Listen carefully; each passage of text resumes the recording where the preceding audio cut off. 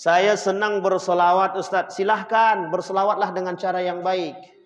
Mohon maaf Bapak Ibu, mohon maaf. Ini kasus. Bersolawatlah dengan baik. Tapi jangan jadikan solawat itu untuk menjual. Banyak orang, mohon maaf, banyak sekali yang dibuat oleh mereka. Mereka jual solawat itu untuk mencari dunia, mencari duit. Berjoget mereka dengan solawat itu. Pakaiannya sempit. Itukah yang disebut?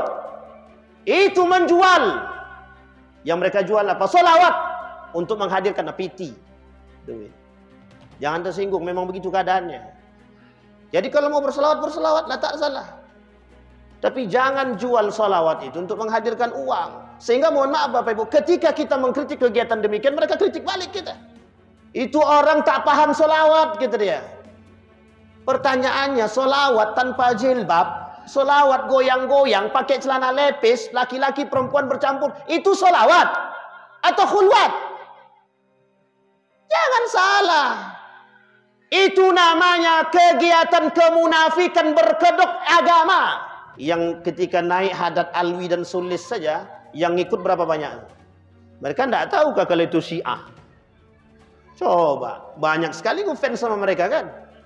Coba yang ngefans sama Abu Bakar, sampai sekarang pun tak nampak orangnya yang mana. Abu Bakar tahu? Enggak. Ibnu Qudamah tahu? Enggak. Raffi Ahmad tahu? Jadi fanatiknya aneh itu.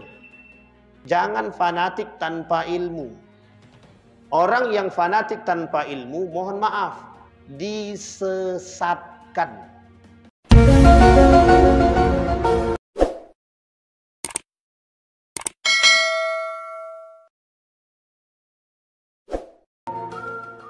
Assalamualaikum warahmatullahi wabarakatuh. Alhamdulillahi Rabbil Alamin. Alhamdulillahilladzi an'ama bi ni'matil iman wal islam bihima tatimmus salihat. Ashhadu an la ilaha illallah wahdahu la syarika lah wa ashhadu anna Muhammadan abduhu wa rasuluh la nabiyya ba'd. Allahumma salli wa sallim wa barik ala hadzal nabiyil karim. Allahumma salli ala Muhammad wa ala ali Muhammad fil alamin innaka Hamidum Majid. Ya ayuhan nasu attaqu rabbakum alladhi khalaqakum min nafsin wahidah wa khalaqa minha zawjaha wa batha minhuma rijalan katsiran wa nisaa wattaqullaha alladhi tasaaluna bihi wal arham innallaha kana 'alaikum raqiba. Wa qala Allah ta'ala ya ayyuhalladzina amanu taqullaha wa qulu qawlan sadida yuslih lakum a'malakum wa yaghfir lakum dhunubakum wa may yuti'illaha wa rasulahu faqad faza fawzan 'azima. Puji syukur kehadirat Allah atas limpahan rahmat dengan mengucapkan alhamdulillahirabbil alamin, berselawat kepada Nabi dengan mengucapkan Allahumma shalli ala Muhammad wa ala ali Muhammad fil alamin innaka Hamidum Majid. Bapak Ibu sekalian yang berbahagia, mudah-mudahan di maghrib ini Allah limpahkan rahmat dan karunia-Nya kepada kita semua. Allah jadikan kita orang-orang yang selalu bersyukur akan segala nikmat-Nya. Allah anugerahkan rumah tangga yang sakinah, mawaddah, warahmah. Allah anugerahkan anak-anak yang saleh dan salihah. Allah istiqamahkan kita dalam ketaatan dan beribadah kepadanya. Amin ya rabbal alamin. Baik Bapak Ibu sekalian yang berbahagia, apa kabar, sehat? Ini adalah pertemuan kita yang kedua kalinya. Alhamdulillah, mudah-mudahan selalu bisa istiqamah. Baik Bapak Ibu, di malam hari ini ada hal yang ingin saya sampaikan dalam kajian kita yang singkat ini. Judul kita malam hari ini adalah 5 penyebab penyimpangan akidah. Di majlis kita nih belum ada pembahasan tentang tauhid. Doakan mudah-mudahan di tahun yang akan datang, mudah-mudahan nanti kita bisa sisipkan dari 8 pertemuan itu, kita cari satu waktu untuk membahas tentang akidah. Kenapa kok penting? Karena sumber. Akidah adalah salah satu sumber diterimanya amal ibadah seseorang jika benar. Kalau tak benar, tak akan diterima. Nabi bilang dalam hadisnya, sittatun au sittun Sittatu asya'in tuhbitul a'mal. Ada 6 perkara yang merusak amal ibadah. Di antara 6 perkara yang bisa merusak ibadah itu adalah salah satunya adalah akidah yang rusak. Dan akidah yang rusak itu sederhana sekali, kerusakan akidah itu disebabkan karena penyimpangan akidah. Penyimpangan akidah itu bisa terjadi disebabkan karena kurangnya iman. Kurangnya iman itu bisa terjadi karena disebabkan karena satu hal, kebodohan. Nanti kita lihat apa 5 penyebab penyimpangan akidah itu. Pertanyaan pertama, seberapa pentingkah akidah dalam kehidupan kita? Saya sebutkan Bapak Ibu. Yang pertama, ada yang mengatakan kata Said Hawa dalam kitab dia 20 yang merusak syahadat. Kalau rusak syahadatnya, tak Allah terima amal ibadahnya. Mau 70 tahun, 80 tahun, 60 tahun dia beribadah habis semua. Kalau rusak akidah dia, kalau rusak syahadat dia. Yang kedua, dalam pembahasan yang lain oleh para ulama, oleh Syekh Abdul Wahab Sulaiman At-Tamimi mengatakan 10 yang merusak agama, atau 10 nawaqidul Islam yang membatalkan keislaman seseorang. Ada 10. Sekarang kita bahas 5 poin yang melakukan atau penyebab penyimpangan akidah. Akidah berasal dari agama, agama berasal daripada syahadat. Syahadat adalah gerbang untuk masuk dalam agama Islam. Ada berapa syahadat kita Bapak Ibu? Ada berapa syahadat? Ini diam karena lupa atau karena apa nih? Karena ngantuk. Ada berapa syahadat kita? Assalamualaikum. Syahadat ada 2. Ingat itu, jangan goyang. Oh, kalau tak paham syahadat nih. Syahadat ada 2. Asyhadu an la ilaha illallah wa asyhadu anna Muhammadar Rasulullah. Ada berapa? 2. Kalau Syiah ada berapa? 3. Syiah ada 3. Nanti saya sampaikan kenapa penyebab penyimpangan mereka dan ada poin-poin tertentu. Loh kok 3 bagi Syiah? 1 diantaranya, asyhadu anna Aliyya karramallahu wajhah. Jadi Syiah itu 3. 1 Allah, yang kedua Rasul, yang ketiga Ali bin Abi Thalib. Makanya syahadat mereka nambah 1. Bagi Syiah yang maksum itu bukan Nabi, bukan hanya baginda Nabi Muhammad SAW. Tapi ada 1 lagi yang maksum, Imam 12. Nah, Imam 12 itu maksum bagi mereka, sama derajatnya dengan Nabi. Nah, ini muskilah kita hari ini, teman-teman Syiah. Syiah hari ini merajalela. Baik, nawaqidul Islam, nawaqidul syahadah yang membatalkan syahadat. Gerbang kita masuk Islam syahadat. Rusak salah satu di antara syahadat tadi, atau syahadatain rusak di antara keduanya, habis Islam seseorang. Rusak amal ibadahnya. Berarti murtad dia Ustaz? Belum tentu. Kata para ulama, orang yang rusak syahadat dia belum tentu murtad, tapi dia sama derajatnya dengan orang kafir. Tahu sama derajatnya? Sama derajat amal ibadahnya dengan orang kafir. Pertanyaannya, orang kafir kalau ibadah diterima apa tidak? Tidak diterima. Sama, orang yang rusak syahadat dia disebut dalam pembahasan para ulama kufur dia. Orang yang kufur sama perilaku dia dengan orang kafir. Baik, yang merusak syahadat, yang membatalkan syahadat. Ketika orang sudah bersyahadat masuk ke dalam agama namanya Islam. Nah, pertanyaannya, adakah yang bisa merusak amal ibadah? Adakah yang bisa merusak keislaman seseorang? Ada 10 poin. Di antara salah satu yang merusak 10 tadi, yang merusak keislaman seseorang ada 10. 1 di antaranya al-i'radu an dinillah, orang yang berpaling dari agama Allah. Tahu maksudnya berpaling dari agama Allah? Yang berpaling dari nilai-nilai agama. Berpaling dari nilai agama. Apa contohnya yang berpaling dari nilai agama? Saya kasih tahu, tapi jangan tersinggung.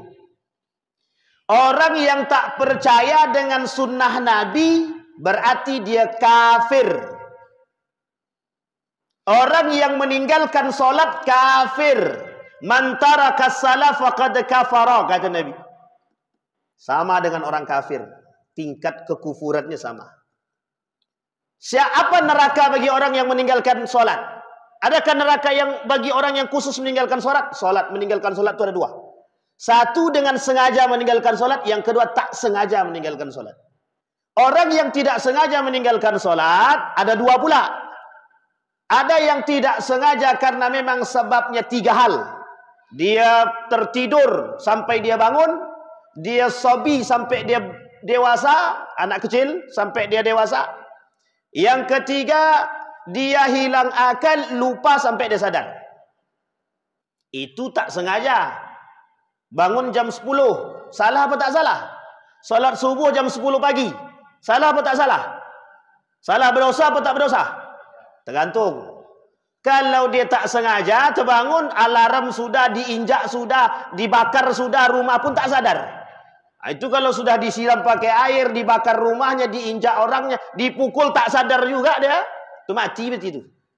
Tengok baik-baik. Tapi masih terbangun di jam 10 tadi langsung solat dia. Salah tapi tak berdosa. Makanya dibahasakan oleh Nabi dalam hadisnya, rufi al-qalam. Orang yang dimaklumi. Tapi ada yang kedua.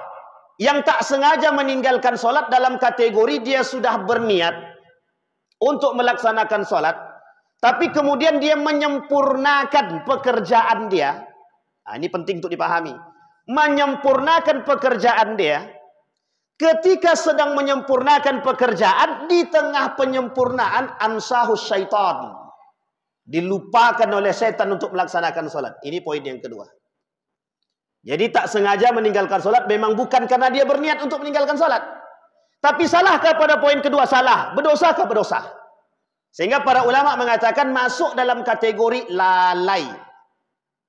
Sampai di sini paham Bapak Ibu? Baik. Poin kedua. Ada orang yang meninggalkan solat sengaja. Masalakakum fi saqar. Lam nakum minal musallin. Wa lam nakun nut'imul miskin. Yang penghuni neraka Sakor 2. Nama neraka itu antara lain salah satunya ada 8. Salah satu di antara 8 itu namanya Sakor. Sakor itu masih di bawah daripada Jahanam. Jadi yang paling tinggi bapak neraka itu Jahanam.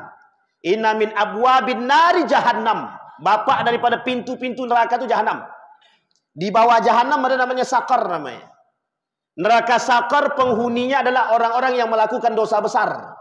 Salah satu di antara dosa besar yang mereka lakukan adalah menghardik anak yatim, tidak memberi makan anak yatim, tidak perhatian kepada anak yatim, menyiksa anak yatim. Itu nerakanya Sakor itu. Sampaikan sama mereka yang menghardik anak yatim, orang miskin, penghuni neraka dia itu. Tapi jangan pula, kau menghardik anak yatim masuk neraka kau ni. Jangan, tak boleh pula. Langsung tembak orang tu tak boleh. Nasihati dulu. Poin sini sampai paham Bapak Ibu? Masalakakum fi saqar, kata Nabi. Ya kata Allah. Lam nakum minal musallin. Kenapa kalian masuk dalam neraka Saqar? Kata Allah. Kami tak solat. Kami tak memberi anak yatim. Kami tak memberi makan orang miskin. Bapak Ibu sekalian yang berbahagia, ini kalau dijelaskan poin ini panjang sekali. Tapi saya ambil kesimpulan saja. Apa kesimpulannya? Orang yang meninggalkan solat dengan sengaja masuk dalam neraka Saqar.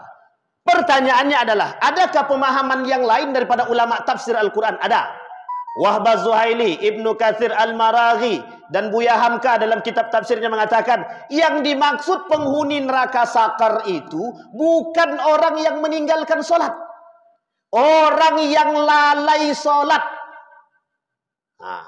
Poin penting nih. Lalai itu gimana? Lalai itu begini. Ulama berbeda pendapat tentang makna lalai. Yang disebut oleh para ulama makna lalai itu orang yang solatnya qurba, mendekat kepada waqtal ba'dah. Orang yang melaksanakan solat di waktu itu mendekat kepada waktu yang akan datang. Contoh, solat zuhur jam berapa? 12.30. Kita ambil contoh, 12.30 solat zuhur. Dia solatnya jam 15.30. 10 menit lagi mau asar. Kata para ulama itu yang disebut dengan lalai. Ada pemahaman lain? Ada. Yang disebut dengan pemahaman lain itu begini. Orang yang sengaja melalaikan solatnya karena urusan dunia tanpa ada urusan uzur yang penting. Kita ambil contoh. Tukang sedang asik bertukang. Allahu Akbar, Allahu Akbar. Ntar dulu solatnya, selesaikan dulu. Tahu-taunya sudah masuk waktu asar atau mendekat 10 menit baru dia solat. Itu namanya lalai. Kata para ulama itu yang disebut dengan lalai. Sampai di sini paham? Yang disebut dengan lalai itu. Sehingga kata para ulama yang menghuni neraka sakar itu bukan orang yang meninggalkan sholat, tapi orang yang lalai dari sholat dia. Dan sengaja meninggalkan sholat atau sengaja mengakhirkan sholat dia karena urusan dunia yang tidak penting. Sehingga dipahami oleh para ulama begitu. Ada sekolah pondok pesantren.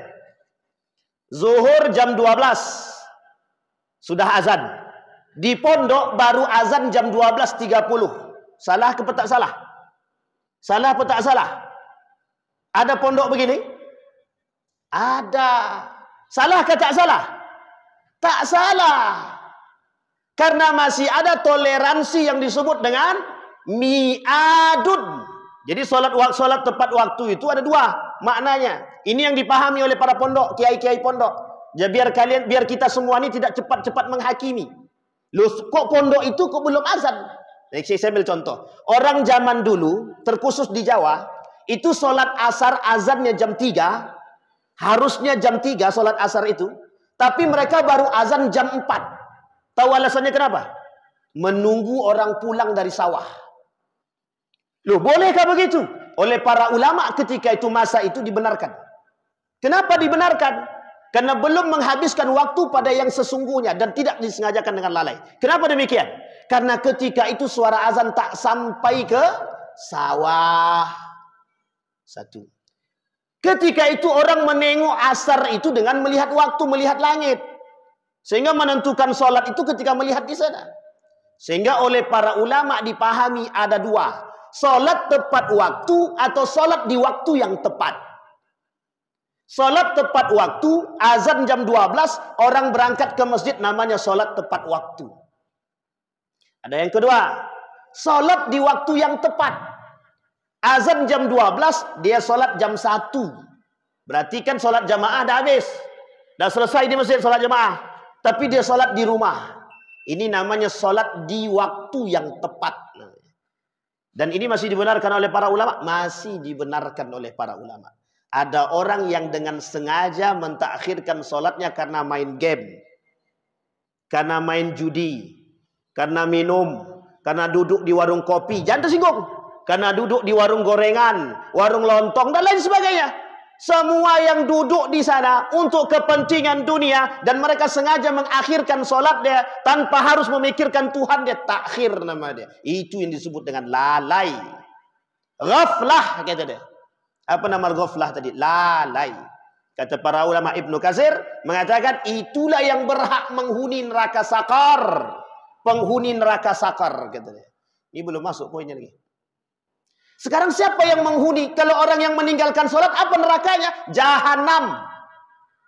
Apa nerakanya Bapak Ibu? Ada dua. Orang yang sengaja meninggalkan sholat ada dua. Satu sengaja meninggalkan sholat. Yang kedua sengaja meninggalkan sholat karena tidak percaya bahwa sholat itu wajib. Dua-duanya masuk neraka jahanam. Kenapa kok begitu Ustaz? Mereka dikategorikan orang munafik. Orang munafik itu yang paling rendah dalam urusan sholat, sengaja mentakhirkan sholat. Orang yang sholat di akhir waktu, kata Nabi, itu namanya sifatu salatil munafiqin. Jadi sholatnya orang yang sholat di akhir waktu, itu sholatnya orang munafik namanya. Nah, orang munafik itu tempat nerakanya di mana? Jahanam. Ciri-ciri orang munafik itu kata Dr. Aid Al-Qarni 30, kata Dr. Abdul Hasan 50, kata dalam kitab Abdul Mu'in itu ada sekitar 40 karakter orang munafik. Di dalam Al-Quran banyak ayat yang berbicara tentang kaum munafik yang kelak akan menunggu neraka jahanam. Fid darkil asfal minan nar. Di kerak-kerak api neraka orang munafik tadi. Yang kedua apa nerakanya? Jami'al munafiqin wal kafirin fi jahannam jami'an. Mereka aku masukkan dalam neraka jahanam semuanya kata. Nah, kembali kepada poin kita Bapak Ibu. Ada orang yang sengaja meninggalkan salat. Jadi Bapak Ibu, tolong diingatkan anak-anak kita dari kecil, ajar mereka salat biar besar tidak sulit mengingatkan. Tapi kalau dari kecil dia rajin sholat puasa, tiba-tiba besar tak mau sholat, itu karena lingkungan. Karena lingkungan. Ajak dia ke lingkungan yang baik. Ajarkan dia, kasih dia contoh lingkungan yang baik. Atau bentuk di rumah itu lingkungan yang baik. Kalau kita tak bentuk lingkungan yang baik, jangan berharap dapat lingkungan yang baik bagi anak. Nak sholat, nak ke masjid, bapaknya sholat di rumah. Kalau begitu kira-kira sakit tak tuh dengar anak ngomong begitu? Kan lumayan. Kau melawan, bukan melawan, memang begitu kenyataannya. Anak zaman sekarang jauh lebih cerdas daripada anak zaman dulu. Cerdas apanya dulu gitu. Cara melihatnya dan memandangnya. Cara merekamnya. Nak, jangan main HP, bapak aja main HP, kata dia. Apa ketawa? Nah, apa kita cakap? Nah, sampai di sini paham Bapak Ibu? Tolong ingatkan. Ini poin-poin penting. Nah, kembali kepada poin kita tadi. Orang yang rusak akidah dia atau yang menyebabkan akidah dia menyimpang, itu ada 5 poin. Dan ini penting untuk kita sampaikan. Yang pertama kata Nabi, yang pertama yang menyebabkan penyimpangan akidah, kebodohan. Kebodohan terhadap akidah yang benar. Saya kasih tahu Bapak Ibu. Di dalam perang pemikiran ada namanya taskik. Taskik itu artinya keraguan-raguan terhadap agama. Jadi gini, kita umat muslim dibuat ragu dengan nilai agama. Apa contohnya? Ini saya kasih contoh. Apa hukum jilbab? Hukum jilbab apa ibu-ibu? Wajib. Kata siapa? Kata ibu-ibu. Apa kata Al-Quran? Kata Al-Quran. Kata Quraisy Shihab tidak. Sampai di sini paham? Ragu enggak kalau yang ngomong tuh profesor? Kalau yang ngomong profesor ragu apa tidak? Coba kalau yang ngomong S1 kami abaikan Ustaz. Ya. Apalagi tak bergelar. Tapi kalau yang ngomong profesor pengikutnya banyak apa sedikit? Satu. Yang kedua, kasus yang sama di tahun yang sama. Apa kata dia? Orang paskibraka tidak boleh pakai jilbab. Pertanyaannya adalah, jika seandainya dibenarkan orang paskibra tidak boleh pakai jilbab, kira-kira ke depan apa hukum jilbab bagi mereka? Wajib apa tak wajib jadinya? Tak wajib lagi. Ini nama dia taskik. Membuat orang ragu dengan nilai agama. Pertanyaannya yang ngomong siapa? Profesor atau bukan? Profesor. Tokoh atau bukan? Tokoh.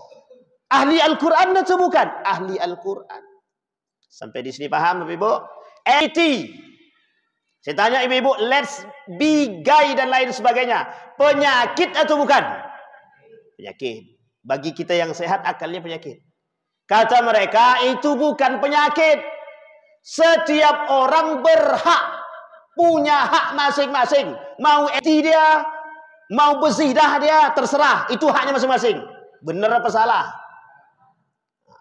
Yaman nih, alhamdulillah lah. Paham ya Bapak-Ibu ya? Kalau sempat kita katakan benar, rusak akidah kita sudah. Kenapa kita katakan rusak? Begitu cara mereka merusaknya. Baik. Ini baru poin-poin penting nih. Nah, sekarang kita mau masuk poin-poin yang lain. Sekarang saya tanya Bapak Ibu.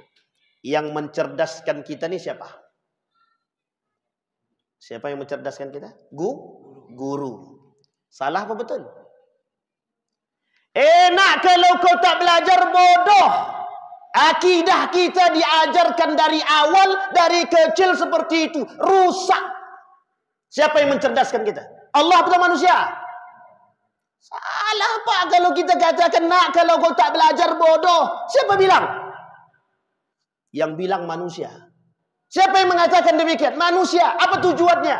Di mana letak Allah dalam hal tersebut? Tak ada. Kalau kau tak minum obat tak akan sehat. Betul apa tak betul? Pertanyaannya adalah, siapa yang menyembuhkan? Obat kah atau Allah kah? Cara merusak akidah. Cara merusak. Sederhana apa tak sederhana? Sering kita dengar atau tidak? Itulah cara mereka kaum orientalis menjauhkan kita dari nilai-nilai agama. Bayangkan Mudahnya manusia terselit lidah dan merusak akidah hanya karena perkataan. Saya tanya Bapak Ibu, keluar rumah tanpa bismillah, mati masuk surga apa tidak? Kata Allah, kau keluar bukan untukku. Keluar untuk manusia, kata Allah. Adakah kita menghadirkan Allah dalam? Saya kasih tahu Bapak Ibu, Imam Al-Ghazali, Imam Asy-Syafi'i, Ibnu Rushdi, Imam Al-Haramain, Imam Al-Juwaini, dalam keseharian mereka tak pernah mereka sama sekali meniadakan Allah dalam setiap perbuatan mereka. Bismillah. Setiap apapun pekerjaannya. Samillah, kata Nabi. Mulai dengan bismillah. Apapun menghadirkan Allah. Allah kata dalam Al-Quran, wattaqullaha wa yu'allimukumullah. Bertakwa kepada Allah. Kau aku kecerdaskan. Lah ini gimana kita mau cerdas? Cerdas secara keilmuan tanpa Tuhan. Itulah yang terjadi hari ini. Banyak orang pintar tapi tak banyak orang yang beriman. Rusak imannya. Tuh contohnya. Kenapa dia kata tak boleh pakai jilbab? Karena tak ada iman dalam hati dia. Kok bisa-bisanya orang-orang menjual agama demi kepentingan dunia? Tujuannya apa? Tujuannya dunia. Kira-kira beriman apa tak beriman? Beriman. Pintar apa tak pintar? Pintar. Artinya apa? Kepintaran dia bukan karena iman dia. Tapi dia pintar tanpa iman. Kita maunya pintar pakai iman apa tanpa iman? Pintar tanpa iman atau pakai iman? Sederhana Bapak Ibu. Rusak iman kita sederhana saja. Hanya karena kita yakin bahwa sesuatu itu disembuhkan oleh obat. Padahal yang menyembuhkan Allah. Ada orang minum obat bertahun-tahun tak sembuh. Ada orang dengan konsep sedekah, cuma 5 kali sedekah dia yakin kepada Allah, Allah sembuhkan.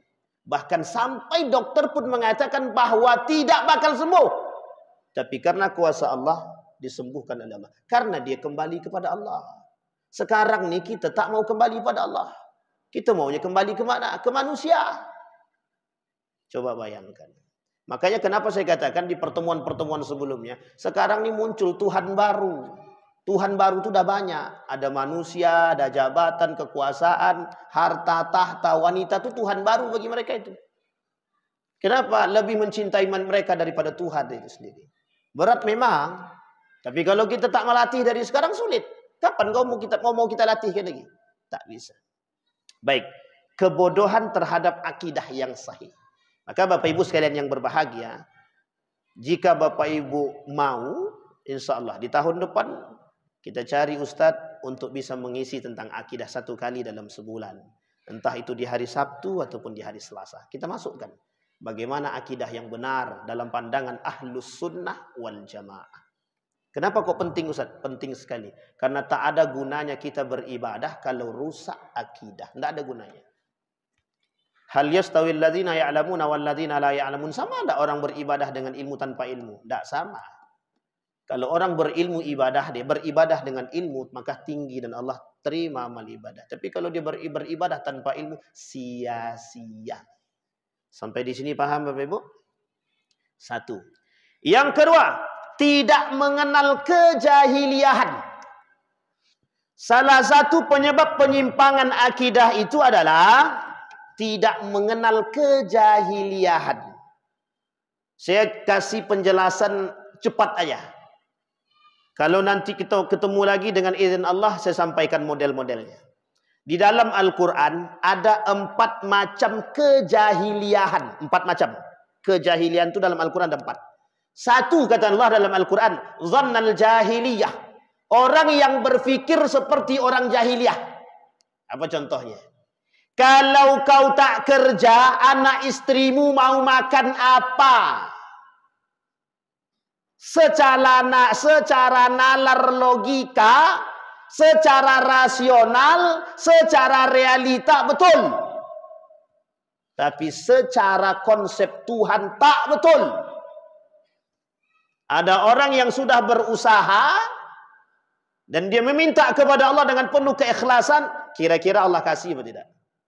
Kalau ada orang datang kepada Allah, dia sudah berusaha mencari pekerjaan, Dia kemudian tidak dapatkan pekerjaan. Dia bermunajat kepada Allah dengan keikhlasan. Kalau tidak Allah kabulkan, Allah malu. Itu konsep doa yang harus diyakini. Ya Allah, aku beramal soleh hari ini. Jika kau pandang amal solehku hari ini sebagai bentuk amal yang engkau terima, maka kabulkan doaku. Namanya berdoa dengan amal soleh. Cepat dikabulkan sama Allah. Jadi Bapak Ibu, gunakan itu. Kita perlu keyakinan yang kuat. Jangan main sikat aja tapi tidak punya keyakinan sama Allah. Lemah iman kita. Karena itu penting. Zannal jahiliyah. Kita berpikir tentang manusia. Hari ini kita meninggikan akal. Yang kita kedepankan rasional. Yang kita kedepankan rasional. Saya tanya Bapak Ibu, siapa yang yakin dengan konsep ini? Kalau kita bersedekah mustahil miskin. Siapa yang yakin dengan konsep ini? Tidak ada yang yakin sama sekali. Yakin tak Bapak Ibu? Kalau kita bersedekah tidak miskin? Pertanyaannya, banyak tidak yang bersedekah? Pertanyaannya, banyak tidak yang sedekah? Banyak apa tak banyak? Yang bersedekah banyak yang? Oh jumlahnya. Yang bersedekah banyak tapi jumlah. Terserah mau jumlahnya berapapun, jangan pernah pikirkan. Tapi sekarang saya tanya, ada duit 50.000 di tangan. Ada anak 2, istri 1. Ada anak 2, istri 1. Istri belum nambah lagi, baru 1. 2 anak, 1 istri. Belum makan juga. Duit di tangan cuma 50.000. Datang orang pengemis. Kira-kira aja nih. Bapak Ibu kasih enggak orang tuh? Bapak Ibu kasih orang tuh atau Bapak Ibu belanjakan untuk makan anak Bapak Ibu? Anak lah. Padahal konsep agamanya tak begitu. Tak begitu konsep agamanya. Mesti rasional kita berkata sama. Sekarang siapa yang pernah mengakukan uji coba? Lakukan uji coba. Kalau belum pernah coba lakukan. Yakin. Tapi dengan catatan yakin. Kalau tak yakin usah awak. Dengan catatan yakin. Punya uang 50.000. Ini sudah berkali-kali kami lakukan dengan orang-orang. Dan kita lakukan dalam bentuk eksperimen. Ini orang saksi di depan saya nih. Duit cuma tinggal 20.000. Ada orang datang yang betul-betul tak makan. Kita kasih.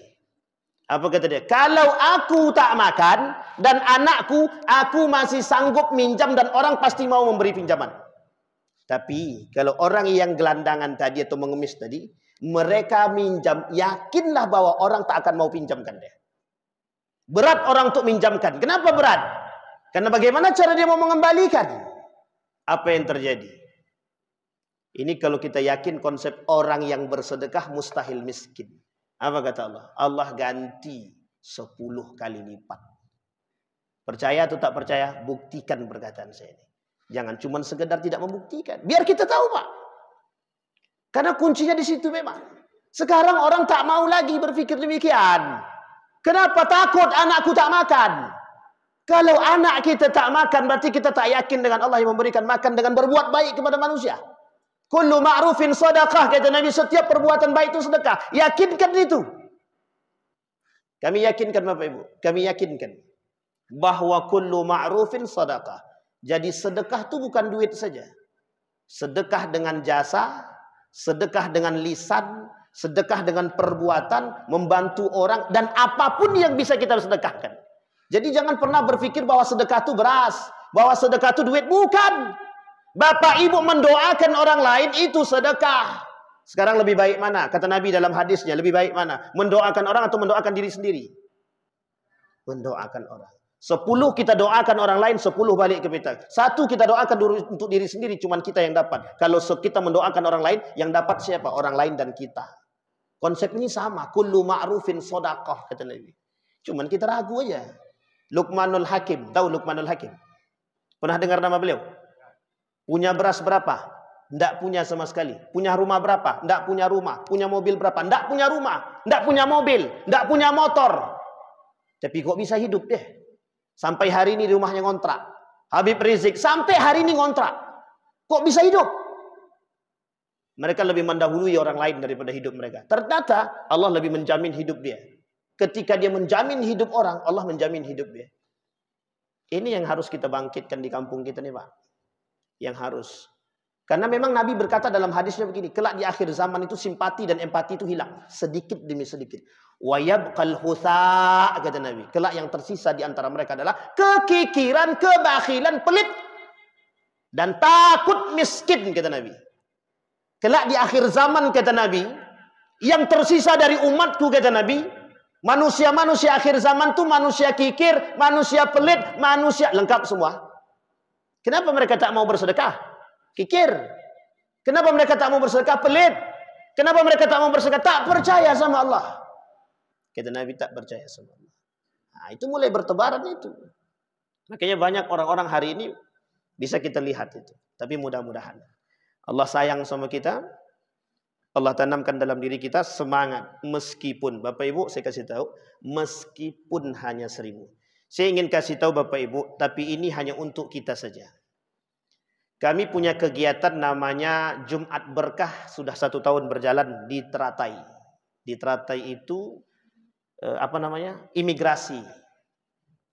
Di antara yang ikut itu ada 10-an lebih lah yang ikut. Setiap hari Jumat kita memberi makan orang dalam bentuk nasi bungkus. Yang di dalam nasi itu ada nasinya, ada sayurnya, ada ikannya utuh. Tak ada potong-potong. Kira-kira, kalau Bapak Ibu perkirakan harganya berapa? Ada 10.000? Lebih ya? Kita buat 10.000. Dan nilainya sebesar ini, ikan nilainya itu. Sebesar tangan ini. Setiap Jumat dengan macam model. Yang ikut itu ada yang 10.000 karena 1 bungkus. Dia 1 bungkus itu 10.000. Siapapun boleh ikut. Hanya kami tidak bolehkan ikut organisasi apapun yang datang membawa embel-embel organisasi. Karena mesti dimanfaatkan. Sudah banyak yang datang. Dari berbagai macam organisasi, mereka pakai baju, minta foto bersama. Untuk galang dana. Kami tak mau. Singkat cerita, yang ingin saya sampaikan adalah, ada orang yang hidupnya sangat tidak layak. Ketika kami kasih nasi, apa jawaban dia? Satu saja jawabannya. Aku bukan mau terima nasi. Aku ingin ikut bagian daripada kalian. Berapa Pak? 10.000. 10.000 berarti 1 bungkus setiap Jumat. Masih banyak orang yang diberikan kelebihan harta? Masih. Kita tanya setelah 6 bulan kita tanya, apa yang Bapak rasakan setelah 6 bulan ikut kegiatan ini? Saya belum pernah merasakan diri saya sesegar sekarang. Coba bayangkan. Karena Allah mengembalikan dalam bentuk yang lain. Kalau kita tak yakin dengan konsep kayak gini, kira-kira rusak atau tak rusak akidah kita? Yang mengkayakan kita Allah. Makanya Nabi kata, orang yang sedekah tidak mungkin, mustahil miskin. Tapi pertanyaannya, artinya kebalikannya, orang yang rajin sedekah mesti kaya. Itu kunci kekayaan. Selain daripada kunci yang lain. Kata Ustaz Luqman tuh kunci kaya itu paling besar 2 katanya. Rajin sedekah, yang kedua rajin sedekah, yang kedua orang tua katanya. Kalau sering memberi kepada orang tua mesti kaya tuh orang. Atau artinya perhatian kepada orang tuanya, dicukupkan hidup orang tuanya. Yang kedua, rajin sedekah. Mesti kaya. Katanya. Sampai guru saya itu mengatakan begini. Aku tak pernah tidak pernah membeli jajan bulanan kata dia, untuk anak istriku di rumah. Kata dia. Karena sebelum aku membeli, mereka sudah dipenuhi. Itu janjinya Allah, kata dia. Nah, itu kan kaitannya dengan keyakinan. Zannal jahiliyah. Jadi Bapak Ibu, di dalam Al-Quran itu Allah sebut ada gaya berfikirnya orang jahiliyah. Apa gaya berfikirnya orang jahiliyah itu? Orang yang tak percaya kepada Allah. Seperti yang tadi kita sampaikan. Nah, belajarlah. Kalau tak belajar kau bodoh. Itu berfikirnya jahiliyah itu. Jangan tersinggung. Memang begitu memang. Nah, kalau kau tak kerja kau miskin. Betul memang begitu dia. Sehingga yang tercuci dalam otak kita satu saja. Begitu dari dulu sampai sekarang. Sehingga mohon maaf Bapak Ibu. Mohon maaf jangan tersinggung. Orang tua zaman dulu. Jangan masuk pesantren nak. Nanti kau susah cari kerja. Betul apa salah? Tapi yang terbukti apa sekarang? Ketakutan orang zaman hari ini. Kalau anak dia tak masuk pesantren. Takut. Rusak mentalnya. Rusak akhlaknya. Rusak dunianya. Rusak sosial dia. Apa yang terjadi hari ini? Kelemahan akidah. Itu yang kedua. Kapan waktu kita bahas masalah jahiliyah itu? Baru 1 di antara 4 poin. Sekarang itu poin yang kedua dalam masalah penyimpangan akidah. Salah satunya tadi adalah tidak mengenal kejahiliahan. Sekarang kita masuk poin yang ketiga. Ini jangan tersinggung, agak lebih keras sedikit. Ta'asub fanatik atau fanatisme. Fanatisme agama, fanatisme golongan, fanatisme kelompok salah. Fanatisme mazhabiyah salah. Tidak dibenarkan. Nabi kata dalam hadisnya, yang tak percaya dengan hadis Nabi tak salah. Orang yang tak percaya dengan hadis Nabi kafir. Apa kata Nabi dalam hadisnya? La taghlu fi dinikum. Jangan kalian berlebihan dalam agama. Itu kata Nabi. Bukan saya ngomong. Apa kata Nabi? Ulama hadis mentafsirkan ini. Apa kata para ulama hadis? Yang fanatik buta. Yang fanatik tanpa ilmu. Berarti dituruhnya apa? Fanatik dengan ilmu. Kalau orang fanatik dengan ilmu, tidak mungkin dia menyalahkan orang lain. Tidak mungkin. Kalau dia fanatik dengan ilmu dan iman. Yang sekarang terjadi fanatik dengan kebodohan. Mengaku berilmu tapi tak berilmu. Apa kata Nabi dalam riwayat yang lain? Kata Nabi dalam riwayat yang lain. Al-Arabiyatu ma'al asabiyah, kata Nabi. Di antara poin penting yang berkawan dengan iblis itu, kata iblis, ketika berbincang dengan Nabi, Al-Arabiyatu ma'al asabiyah. Orang Arab yang fanatik, kata dia. Itu kawanku, kata iblis itu. Dalam riwayat yang lain disampaikan oleh Nabi, ada 6 golongan yang masuk neraka tanpa hisab. Salah satu diantaranya Al-Arabiyatu bil asabiyah. Orang yang fanatik. Fanatisme. Jadi masuk neraka tanpa hisab. Nah, bayangkan tuh masuk neraka tanpa hisab. Jadi ada masuk surga tanpa hisab. Ibu-ibu mau masuk surga tanpa hisab? Salah satu diantaranya masuk surga tanpa hisab apa? Merelakan suaminya nikah lagi. Nah, ini bapak ketawa, ibu-ibu cemberut di belakang. Jangan macam-macam bapak. Tapi kebalikannya, ada yang masuk neraka tanpa hisab. Salah satunya adalah orang yang fanatisme buta. Jadi ta'asub buta itu tidak dibenarkan. Apa bedanya dengan taklid buta? Taklid buta itu kita mengikuti tanpa ilmu, tidak sampai derajatnya, tidak sampai hulu, tak sampai berlebihan. Ini saya kasih tahu Bapak Ibu, kenapa ini penting? Ada orang, sekarang ini ada orang alim. Ada orang alim. Saya tanya Bapak Ibu, orang alim ini manusia atau bukan? Manusia. Mungkin salah atau tidak? Mungkin ya. Nabi mungkin salah nggak Nabi? Jangan bilang tidak. Nabi salah tapi dijaga.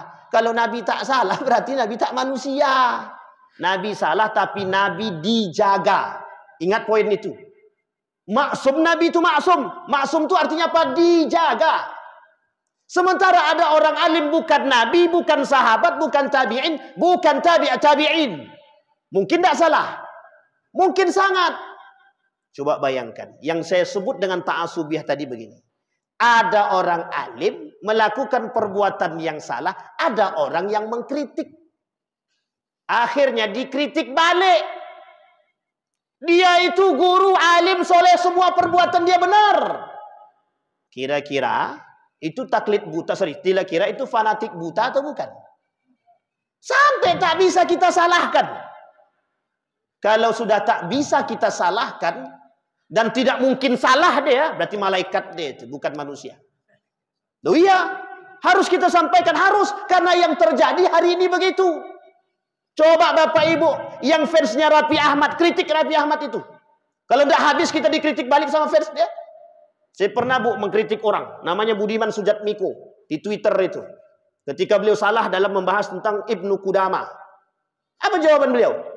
Ketika saya mengkritik, dikritik balik Pak. Awak mengkritik satu cuman, yang mengkritik balik 2000 lebih. Sampai tak terbaca di Twitter tuh, saking tak sanggupnya lagi. Bayangkan Pak, fanatiknya berlebihan itu. Sekalipun mereka yang salah itu yang menjadi masalah.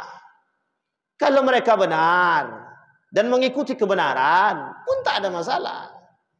Ini yang menjadi masalah kita hari ini. Mengikuti orang atau ta'asub sama golongan, ta'asub kepada satu kelompok berlebihan. Ini sampai jam berapa? Kok enggak habis-habis? Oh belum habis ya? Masih lama masih. 19.28. Baik, sampai di sini paham Bapak Ibu? Fanatisme golongan. Jangan Bapak Ibu, jangan berlebihan dalam fanatik. Fanatik itu boleh dibenarkan dengan catatan berilmu. Berilmulah. Kita senang terhadap golongan karena keilmuan dia, boleh, tak ada salah. Tak ada salah. Saya senang bersolawat Ustaz, silahkan bersolawatlah dengan cara yang baik. Mohon maaf Bapak Ibu, mohon maaf. Ini kasus. Bersolawatlah dengan baik. Tapi jangan jadikan solawat itu untuk menjual. Banyak orang, mohon maaf, banyak sekali yang dibuat oleh mereka. Mereka jual solawat itu untuk mencari dunia, mencari duit. Berjoget mereka dengan solawat itu. Pakaiannya sempit. Itukah yang disebut? Itu menjual. Yang mereka jual apa? Solawat. Untuk menghadirkan piti. Duit. Jangan tersinggung, memang begitu keadaannya. Jadi kalau mau bersolawat, bersolawatlah, tak salah. Tapi jangan jual solawat itu untuk menghadirkan uang. Sehingga mohon maaf Bapak Ibu, ketika kita mengkritik kegiatan demikian, mereka kritik balik kita. Itu orang tak paham solawat, gitu dia. Pertanyaannya, solawat tanpa jilbab, solawat goyang-goyang, pakai celana lepis, laki-laki perempuan bercampur, itu solawat atau khulwat? Jangan salah. Itu namanya kegiatan kemunafikan berkedok agama. Kegiatan kemunafikan berkedok agama. Banyak apa tak banyak? Pertanyaannya, yang ikut banyak apa sedikit? Nah, coba bayangkan. Yang ketika naik hadat alwi dan sulis saja, yang ikut berapa banyak? Mereka tidak tahukah kalau itu Syiah? Coba, banyak sekali ngefans sama mereka kan? Coba yang ngefans sama Abu Bakar, sampai sekarang pun tak nampak orangnya yang mana. Abu Bakar tahu? Enggak. Ibnu Qudamah tahu? Enggak. Raffi Ahmad tahu? Jadi fanatiknya aneh itu. Sampai di sini paham Bapak Ibu ya? Itu poin penting yang harus kita pahami. Jangan fanatik tanpa ilmu. Orang yang fanatik tanpa ilmu, mohon maaf, disesatkan. Yudilluhu syaitan.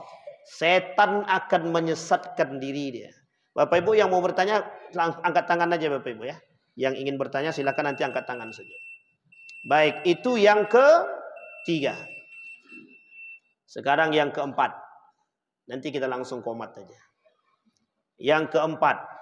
Kita 2 poin lagi selesai, habis itu langsung. Kita azan kemudian langsung komat. Taklid buta. Nah, ini poin sama dengan fanatis tadi. Bedanya adalah mengikuti sesuatu tanpa ilmu. Contohnya adalah Bapak Ibu mengikuti kajian. Tiba-tiba kata dalam kajian itu begini. Kami sholatnya tangannya itu di bawah. Tidak berlipat. Tapi kami tangannya di bawah. Masih ingat ya Bapak Ibu ya. Ini cara sholatnya mazhab Maliki. Sholat mazhab Maliki itu Allahu Akbar, dia tak lipat tangan. Tapi tangan dia taruh di bawah. Maliki. Yang kedua, ini tata cara sholatnya orang Syiah. Ada 2. Syiah dan Maliki. Yang disebut dengan taklid buta itu, mengikuti perbuatan ini ketika ada yang mengatakan, mohon maaf, ada yang melakukan perbuatan yang lain, Allahu Akbar, apa kata dia? Salat kau ni tak sah. Sampai di sini paham? Itu mengikuti tanpa ilmu. Ternyata ada dalil yang berbicara tangan lipat. Ada dalil yang berbicara tangan di bawah pusat. Ada dalil yang berbicara tangan di atas pusat, antara dada dan pusat. Ada dalil yang berbicara tangan di atas dada. Yang tak ada dalil itu tangan di atas kepala. Itu tak ada dalilnya. Turun dengan lutut duluan dan tangan duluan, ada dua-duanya. Jadi jangan salah paham. Orang berdalil dengan bismillah ketika sholat, ada dalilnya. Dan bismillahnya sir juga ada dalilnya. Kedua-duanya ada dalilnya. Allahumma ba'id baini, dalilnya ada. Wajjahtu wajhiya lilladzi, ada dalilnya. Jadi jangan saling salahkan kalau tak paham ilmunya dulu. Untuk memahami satu poin itu butuh ilmu. Akhirnya yang terjadi apa? Kedangkalan ilmu menyebabkan kedangkalan akidah. Kedangkalan akidah menyebabkan rusak amal ibadah. Menyalahkan orang hukumnya salah. Mengkafirkan orang hukumnya salah. Membid'ahkan orang hukumnya salah. Mengaku paling benar hukumnya juga salah. Pahami dengan ilmu, bukan dengan nafsu. Jangan karena kebencian dengan golongan kita kemudian mengatasnamakan kita paling benar. Kita menyerang orang, sadarkan dulu diri kita nih, benar apa salah? Atau jangan-jangan mereka yang benar, kita yang salah. Nah, ini yang paling penting untuk kita pahami. Jadi kebencian yang hari ini itu mendorong untuk melakukan hal tersebut. Terakhir, kapan waktu kita lengkapi. Ghulu, berlebihan dalam mencintai, mohon maaf, ini bahasa ulamanya begitu. Apa kata beliau dalam tulisan beliau itu? Ghulu yang berlebihan. Ghulu itu artinya berlebihan. Berlebihan dalam apa? Dalam segala hal. Mencintai para alim, mencintai wali, dan lain sebagainya yang berlebihan. Diambilnya air kaki wali tadi, diminum deh. Pertanyaannya adalah, boleh kata tak boleh? Jangan salah paham dulu, boleh kata tak boleh? Mesti jawabannya berbeda. Kalau kata orang yang ilmu tasawuf, boleh-boleh saja kata dia. Tapi Bapak Ibu sekalian yang berbahagia, ada batasan tertentu yang tidak bisa kita lewati. Memahami wali melebihi Tuhan salah. Itu dia yang paling penting. Orang sekarang ini wali itu lebih daripada Tuhan. Orang alim lebih daripada Tuhan. Itu yang menjadi masalah. Jangankan air kaki, air mandinya kan siap minum kata dia. Itu udah keterlaluan sekali itu. Cium tangan bolak-balik.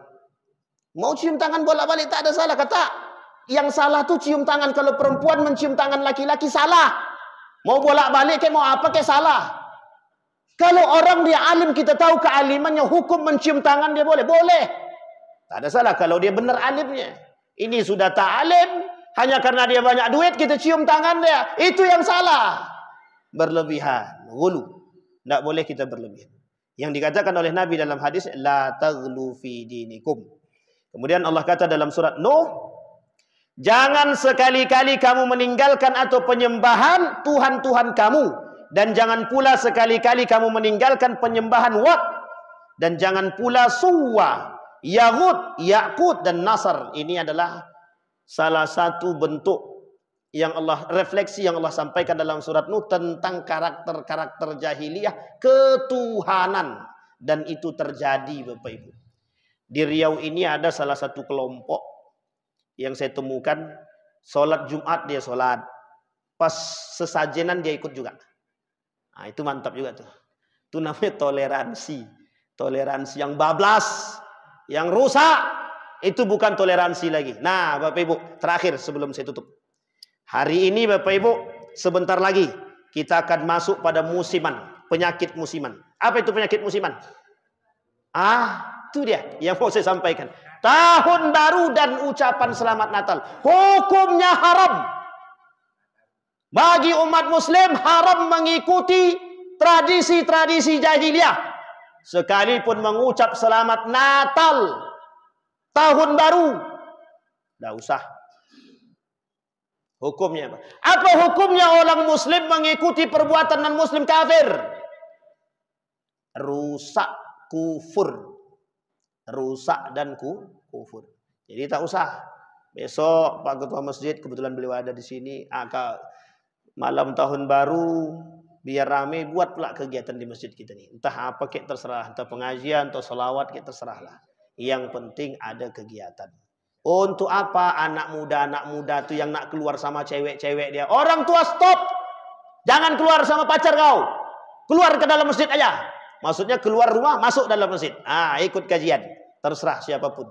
Buatlah kegiatan yang bermanfaat bagi kita semua. Bapak Ibu, ini penyakit musiman. Kenapa saya katakan penyakit musiman? Ada orang yang menolak fatwa ini. Ada yang menolak fatwa Majelis Ulama Kata majelis ulama haram mengucapkan selamat Natal, kata mereka tidak ada masalah. Nah, yang kita lawan yang mengatakan yang tidak ada masalah ini. Inilah kerusakan dan pendangkalan akidah dan serta penyimpangannya. Mudah-mudahan bermanfaat bagi kita semua. Mudah-mudahan ada baiknya. Kalau ada kata yang salah dan keras, terlalu keras, saya minta dimaafkan. Bisa dimaafin Bapak Ibu? Fa'tabiru ya ulil absar la'allakum tuflihun. Assalamualaikum warahmatullahi wabarakatuh.